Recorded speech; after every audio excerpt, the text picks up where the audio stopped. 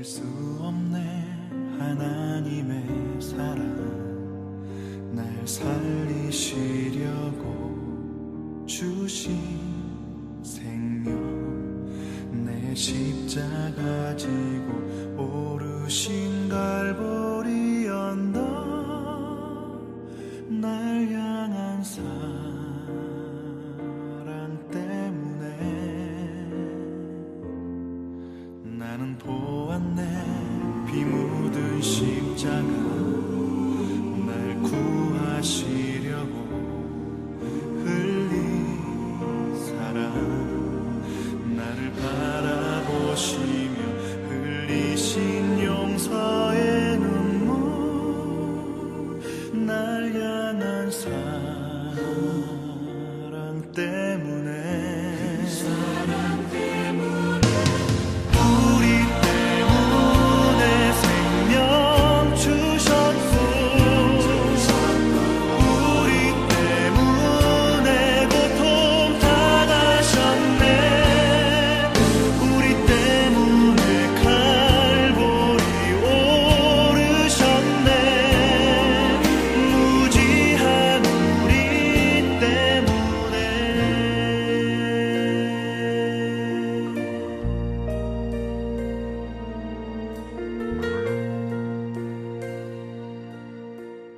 이 예배 함께 하시는 우리 성도님들 또 방송으로 함께 하시는 분들 사랑으로 축복합니다. 우리 앞뒤 좌우 계신 분들과 같이 이렇게 인사할까요? 당신은 복된 사람입니다. 당신은 복된 사람입니다. 당신은 복된 사람입니다. 당신은 복된 사람입니다. 아멘. 사순절 기간이 좀 올해는 특별하게 저한테 다가온 것 같아요. 제가 그동안은 그냥 목사로서 그냥 사순절 여러분 사순절 지키십시오 그랬는데 제가 이제는 일하는 사람의 입장에서 사순절을 같이 하다 보니까 사순절이 조금 더 특별하게 다가왔던 것 같아요. 사순절을 이렇게 지내면서 묵상한다는 게 제가 목사로서 참 죄송하다 많이 너무 강요한 것 같다. 근데 그런 생각을 할 수밖에 없는 게 제가 일하면서 더욱 갈급해지는 거예요. 내가 더욱 예수님을 더 느껴야 되겠구나. 예수님을 더 만나야 되겠구나. 예수님과 더 함께 해야 되겠구나. 이 마음이 더 갈급해지는 거예요. 그래서 매일 1시간씩 이제 우리 일하는 같이 돌보는 분과 함께 걸으면서 계속 묵상하려고 노력을 하는 거예요. 더 묵상하고 더 찬양하고 더 기도하고 그 가운데 기도하는 우리 성도님들 기도는 절대 안 빼먹죠. 빼먹으면 안 되니까 매일매일 그렇게 기도하고. 근데 참 감사해요. 내가 이렇게 할 수 있는 게 은혜구나. 이 은혜를 절대 놓치면 안 되겠다라는 생각을 하는 거죠. 저는 제가 목사로서 당연히 그래야 된다라고 생각했던 것들이 어찌 보면 우리 성도님들 세상에서 치고받고 진짜 힘겹게 살아오셔서 이 주일 예배까지 나오신 분들에게는 결코 당연하지 않을 수도 있다는 걸 깨닫게 된 게 너무 감사한 거예요. 저는 여러분의 마음을 조금 이해했어요. 많이 힘들었겠구나, 많이 어려웠겠구나. 오늘은 종려주일이고요. 이번 한 주간 동안은 고난주간입니다. 고난주간은 예수님께서 십자가에서 죽으신 날까지인데 고난주간은 우리 사실은 주일 포함해서 금요일까지 고난주간이라고 얘기를 해요. 그래서 대개는 종려주일 빼고 월요일부터 금요일까지 또 이야기하기도 합니다. 종려주일의 뜻은요, 예수님께서 어린 나귀를 타고 예루살렘에 들어가실 때죠. 예루살렘에 들어가실 때 예루살렘 사람들이 종려나무 가지를 흔들면서 그를 다윗의 아들 또는 메시아의 다른 명칭이기도 합니다. 다윗의 아들로 환영했다는 복음서의 구절의 기원을 둔 절기예요. 그래서 우리는 종려주일을 지키는데 이 종려나무가 어떤 나무냐? 우리 제주도 가면 또는 밑에 지방 당장에 부산에 쪽만 가도 뭐가 많아요? 야자나무 많죠? 그 야자나무 가지잎이 종려나무예요. 근데 대부분 아주 높은 큰 것을 보잖아요. 근데 여기서 얘기하는 종려나무는 2m에서 3m 정도 자라는 종려나무고요. 이것을 여기에서 맺는 과일을 우리들이 요즘 많이 수입해서 먹고 있어요. 혹시 대추야자 과일 들어보셨나요? 말린 대추야자 과일. 그게 이제 많이 수입돼서 오는데 그거예요. 그 야자수의 잎을 따서 이제 다윗의 왕이 아들이여 오시옵소서, 다윗의 왕이여 오시옵소서 이렇게 이제 얘기한 거죠. 이 대추야자 뜻이 있는데 존경, 기쁨, 승리, 번영이랍니다. 그러니까 존경의 의미가 있고 이분이 들어오는 것에 대한 기쁨의 의미가 있고 또 승리와 번영을 가져다 준다고 해서 이 야자를 보면 엄청 많이 열려요. 우리나라 대추 열리는 건 비교도 안 돼요. 줄기 하나에요. 한 200~300개씩 막 이렇게 뭉태기로 열려요. 굉장히 많이 열리죠. 또 당도는요, 엄청 달아요. 혹시 인터넷에 쇼핑몰 들어가시면 사 먹을 수 있어요. 이거 여러분 원기회복이 좋습니다. 네, 진짜 좋아요. 대추야자 열매 꼭 사서 드셔보시길 저는 추천드리고 싶은데 진짜 좋은 열매더라고요. 이런 의미가 있는 대추 야자 열매, 즉 이 야자수 열매 잎을, 야자수 잎을 흔들면서 예수님을 환영한 데서 기인한 종려 주일이에요. 그렇다면 예수님께서 예루살렘에 들어가서 하신 다음에 하신 일들이 있어요. 사건들이 있어요.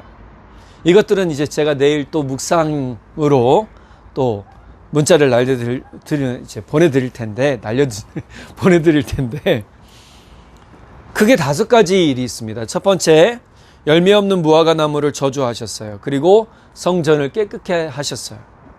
그 다음날 제자들이 와서 보니까 이 야자수 잎이, 이 무화과 나무가 죽어버렸어요.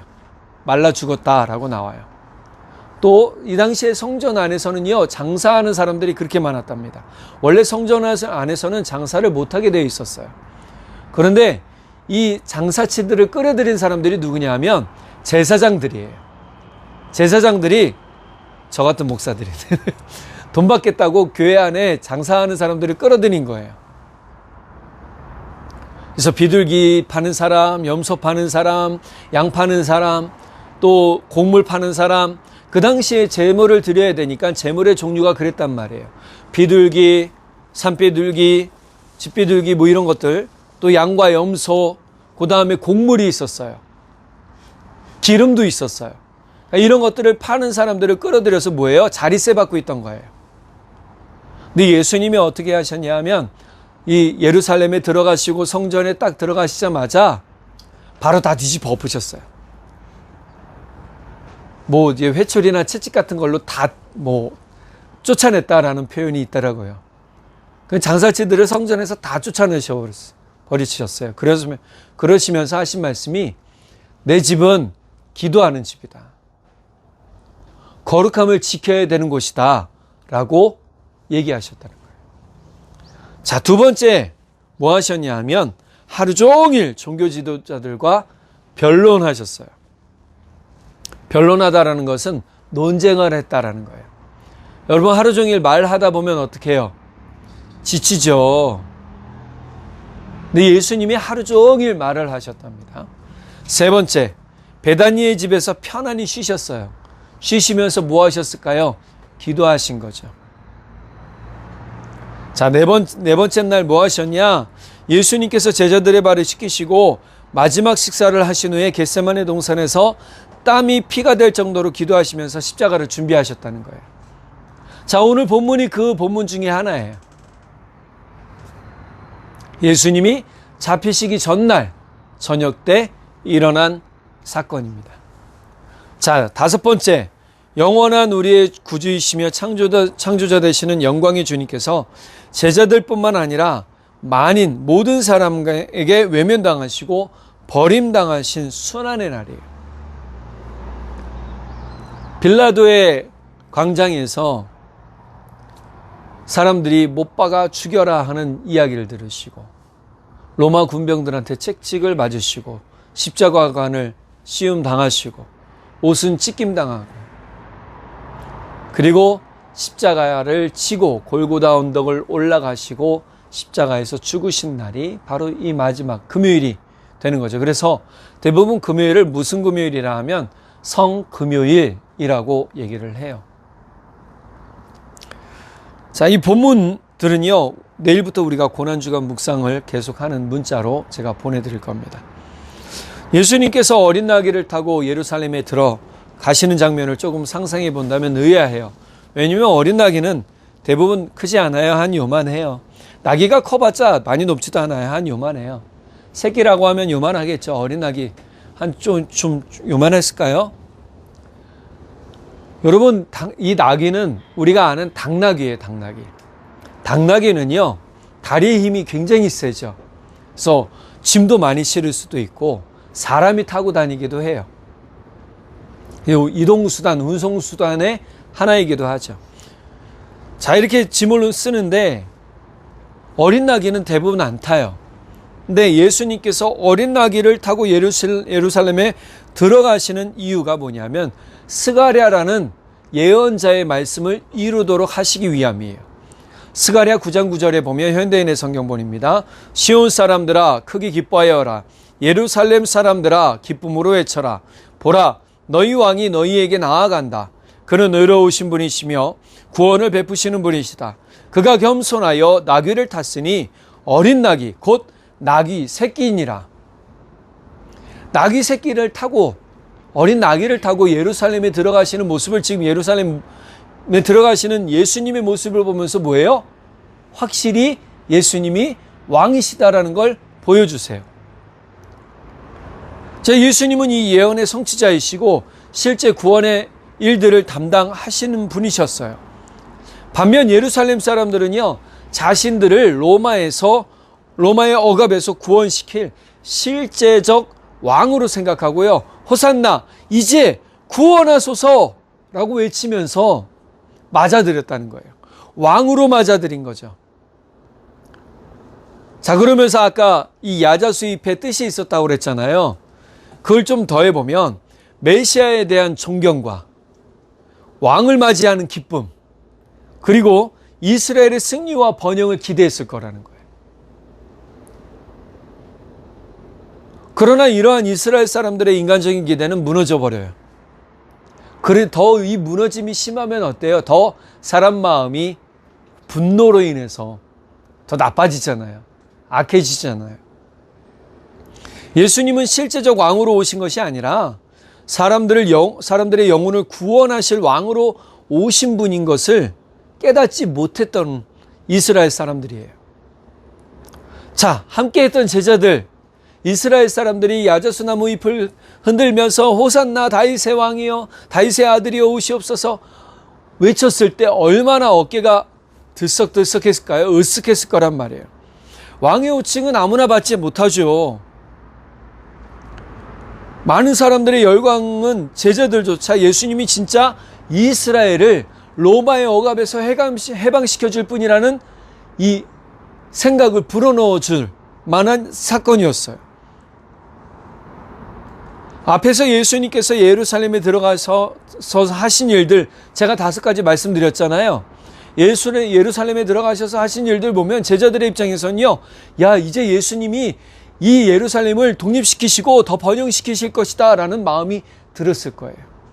그러니 이들의 마음에는요, 예수님과 함께 있으면 내가 이 나라에서 한 자리 하겠구나, 이 생각이 안 들겠어요, 여러분? 권력자 옆에 붙어 있는 사람들이 왜 있겠어요?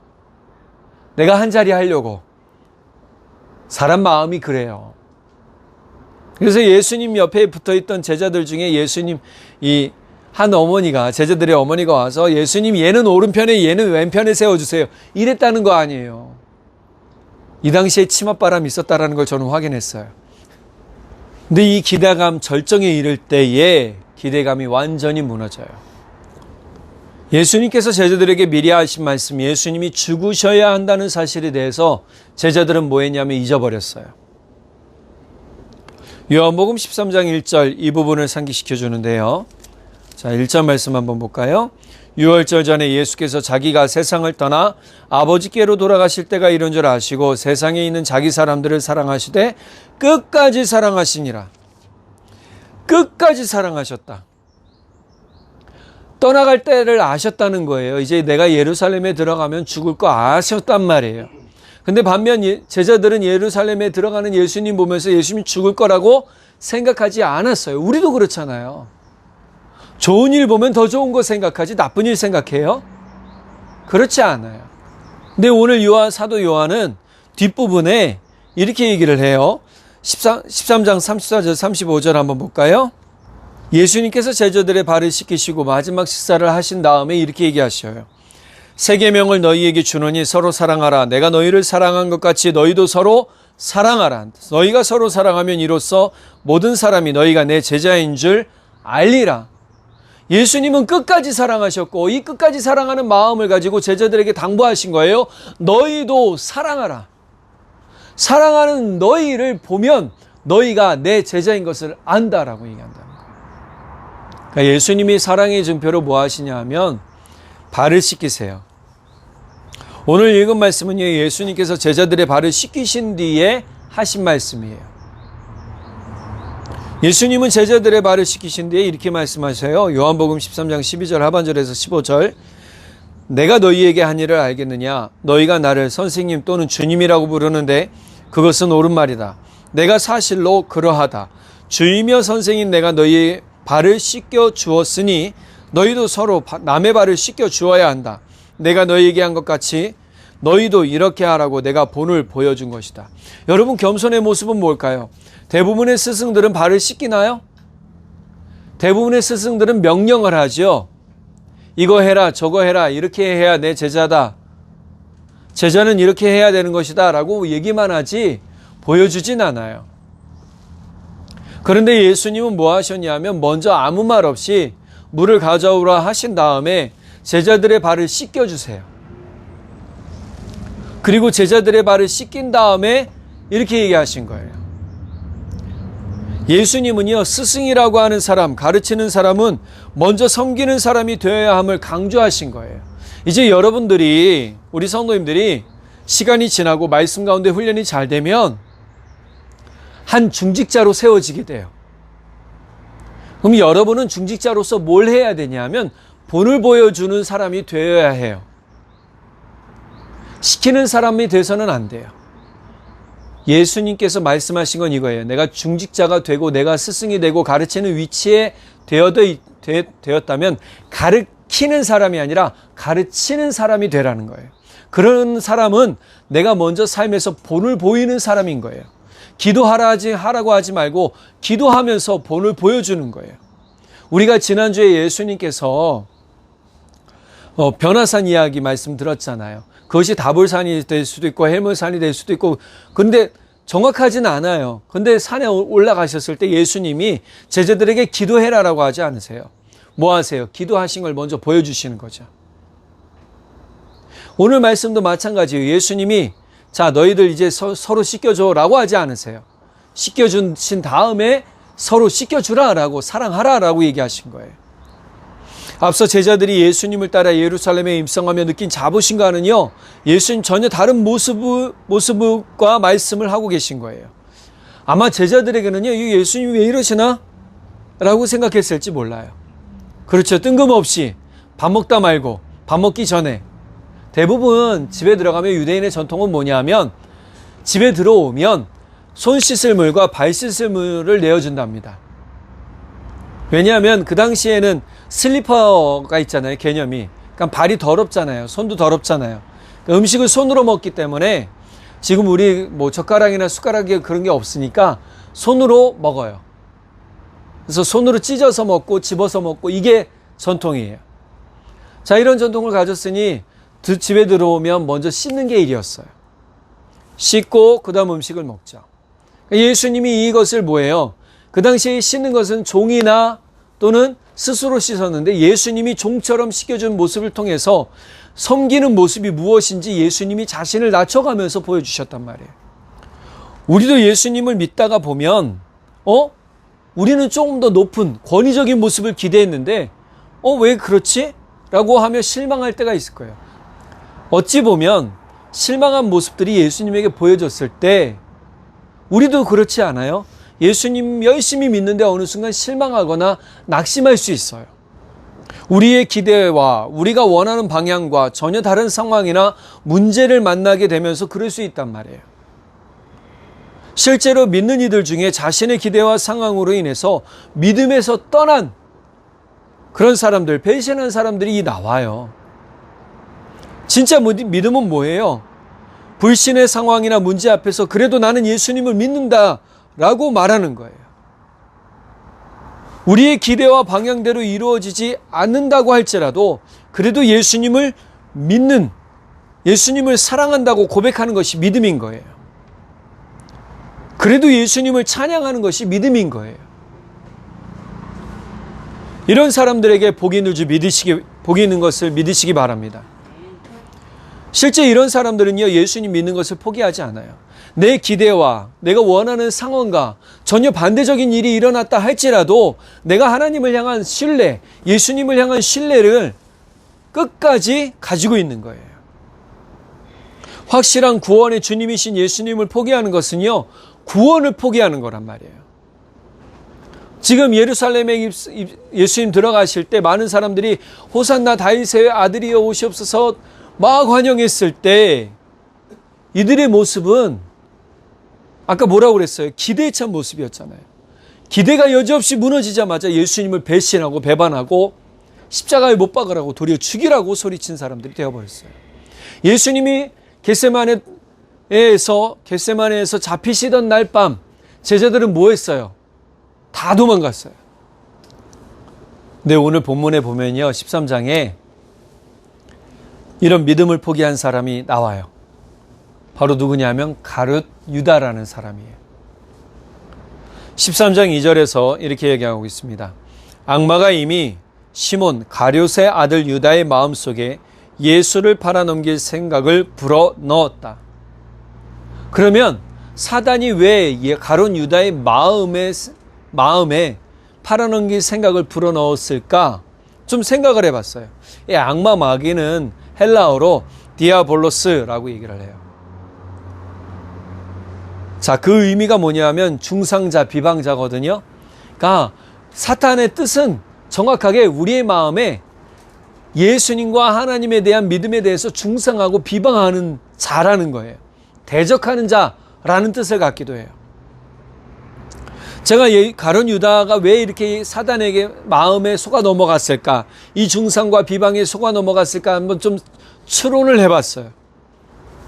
가룟 유다가 예수님에 대한 확실한 믿음이 있었다면 마귀는 가룟 유다의 마음에 예수님을 팔아넘길 생각을 넣지 못했을 거예요.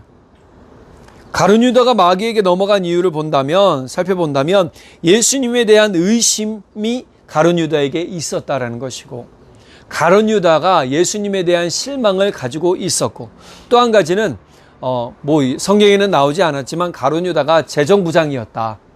뭐라는 얘기를 통해서 돈에 대한 욕심 때문에 그렇게 넘어갔다. 왜냐하면 예수님을 팔아넘길 때 대제사장에게 받았던 돈 금액이 성경에 나와 있는데 그것이 얼마냐면 은 30냥이라고 나와요. 그러니까 우리가 확실한 믿음에 거하지 않으면 사단의 속삭임에 우리의 생각이 넘어가 버릴 수 있다는 거예요. 예수님과 함께 3년을 넘게 있었고 믿음의 놀라운 일들과 기적들을 함께 경험했고 보았고 누렸던 가룟 유다예요. 그런데 결국 예수님에 대한 의심, 아주 작은 의심의 틈을 사단은 딱 보고 들어와서 예수님을 팔아넘길 생각을 하고 있었더라는 거예요. 결국 가룟 유다는 마귀의 생각을 따르게 되죠. 잠언 4장 23절에 현대인의 성경에 보면 그 무엇보다도 내 마음을 지켜라. 여기서부터 생명의 샘이 흘러나온다. 여러분, 우리의 마음을 하나님께로 단단히 지키길 간절히 바랍니다. 예수님에게로 단단히 붙들어 놓으시길 간절히 바랍니다. 마음을 지켜야 돼요. 내 안에 예수님을 향한 실망, 무엇에 대한 실망, 낙심, 의심 들어올 때 과감하게 선포하셔야 돼요. 사단아, 내 머릿속에서 내 마음에서 떠나가라. 외치셔야 되는 거예요. 그래야 우리가 사단의 속임수의 말에 넘어가지 않아요. 의심에 넘어가지 않아요. 우리도 예수님을 믿는 마음을 잘 지켜야 합니다. 예수님을 믿는 마음이 확고하게 서 있어야 되고요. 경고해야 됩니다. 그래야 사탄 마귀의 속삭임에 마음을 빼앗기지 않게 되는 거예요. 예수님은 하나님의 약속을 믿는 일에 확실했습니다. 그렇기에 하나님 아버지의 말씀에 순종할 수 있으셨고 담대히 십자가를 질 수 있으셨어요. 결국에 어떻게 됐습니까? 하나님께서 예수님을 다시 일으켜 세우셨어요. 부활시켜 주셨어요. 할렐루야. 예수님께서 제자들에게 이것을 미리 알고 말씀해 주신 부분이 16절 17절이에요. 우리 16절 17절 같이 한번 읽어볼까요? 시작. 너희가 이것을 알고 행하면 복이 있으리라. 내가 진실로 진실로 너희에게 이르노니 종이 주인보다 크지 못하고 보냄을 받은 자가 보낸 자보다 크지 못하나니 너희가 이것을 알고 행하면 복이 있으리라. 아멘. 즉 예수님과 하나님의 뜻을 정확하게 알고 그것에 순종하며 살아가게 되면 복이 있다라는 거예요. 바울 사도가 로마서 9장 21절에 이렇게 얘기하고 있어요. 토기장이가 같은 흙으로 귀하게 쓰일 그릇과 천하게 쓰일 그릇을 만들 권리가 없습니까?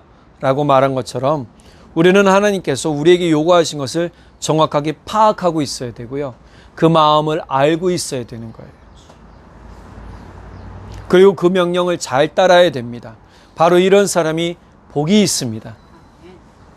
마태복음 20장 26절 28절, 마가복음 10장 45절 현대인의 성경에 보면 너희 중에 누구든지 크게 되고 싶은 사람은 남을 섬기는 사람이 되어야 하고 으뜸이 되고 싶은 사람은 남의 종이 되어야 한다. 나는 섬김을 받으러 온 것이 아니라 섬기러 왔으며 많은 사람의 죗값을 치르기 위해 내 생명마저 주려고 왔다. 예수님은 주러 오셨답니다. 그러면 우리도 어떻게 해야 돼요? 겸손의 왕이시고 겸손의 주님이신 예수님처럼 우리도 섬기는 일에 최선을 다하고 사랑하는 일에 최선을 다해야 될 줄 믿습니다. 그래야 주님의 은혜가 우리의 섬김 가운데 우리의 사랑 가운데 나타나고 열매 맺게 되어진다는 사실입니다. 예수님은 하나님 아버지의 명령을 잘 기억하셨고 그 일들을 잘 행하셨어요. 지금 우리에게 예수님은 이렇게 말씀해 주세요. 19절 20절. 내가 그 일이 일어나기 전에 너희에게 미리 말하는 것은 그 일이 일어날 때에 너희로 하여금 내가 곧 나임을 믿게 하려는 것이다. 내가 진정으로 너희에게 말한다. 내가 보내는 사람을 영접하는 사람은 나를 영접하는 사람이요 나를 영접하는 사람은 나를 보내신 분을 영접하는 사람이다. 지금 예수님께서 보내신 사람은 누구예요? 제자들이에요. 제자들을 영접하는 사람은 예수님을 영접하는 것이고 예수님을 영접하는 사람은 하나님을 영접하는 것이다 라고 얘기해 주시는 거예요. 곧 예수님을 믿는 그 사람이 누구인 거예요? 믿음에 선 사람이 되는 것이죠. 구원을 받는 사람이 되는 겁니다. 혹자 이렇게 얘기할 수 있어요. 누구를 믿던 무엇을 믿던 무슨 상관이십니까? 내 인상이니 당신은 간섭하지 마십시오. 그렇게 얘기할 수 있어요. 그러나 저는 말씀드리고 싶어요. 이 자리에 나오신 분들 또 영상을 보시는 분들 모두가 생명의 주님, 구원의 주님이신 예수님을 믿는 일에 삶을 투자하시기 바랍니다. 헛된 영광, 헛된 일에 삶을 투자하지 마시고 생명의 일, 또 구원의 주님께 모든 삶을 투자하시기 바라고 시간을 투자하시기 바랍니다. 그러면 반드시 생명의 열매가 풍성히 맺혀지게 될 것이고 거룩에 이르는 삶의 열매를 맺게 될 것입니다. 우리 모두가 겸손의 왕으로 오신 예수 그리스도를 믿는 일에 전심전력을 다하시길 바라고 또 한 가지 예수님을 믿음으로 말미암아 우리가 생명의 열매를 맺어가는 복된 삶이 되기를 간절히 축복합니다. 기도하겠습니다. 사랑의 주님, 참 감사합니다. 오늘 우리에게 생명의 주님이시오 또 구원의 주님이신 예수님을 믿게 하시고 그로 인해 생명의 열매, 구원의 열매를 맺게 하시니 감사합니다. 주님, 우리가 지금은 알지 못하고 뚜렷이 보이지 않아 의심하기도 하고 때로 낙심하기도 하고 때로는 불평불만하며 주님을 쫓아가지 않을 때가 있었음을 고백합니다. 주님 용서해 주시고 우리가 믿음에 확실히 서서 주님 십자가 붙들고 주의 은혜 가운데 든든히 서가며 믿음의 열매를 맺어가는 복된 우리의 삶이 되도록 성령 하나님 붙들어 주시고 지혜를 더해 주십시오. 예수님 우리와 함께 하시고 우리와 늘 삶 가운데 우리에게 지혜 주시는 것을 믿습니다. 주님 우리가 주님을 떠나지 않겠사오니 성령님 우리 가운데 예수로 말미암아 사는 은혜를 더해 주십시오. 믿고 감사드리며 우리 주 예수님의 이름으로 기도드렸습니다. 아멘. 잊을 수 없네 하나님의 사랑 날 살리시려고 주신 생명 내 십자가 지고 오르신 갈보리 언덕 날 향한 사랑 때문에 나는 보았네 피 묻은 십자가 날 구하시려고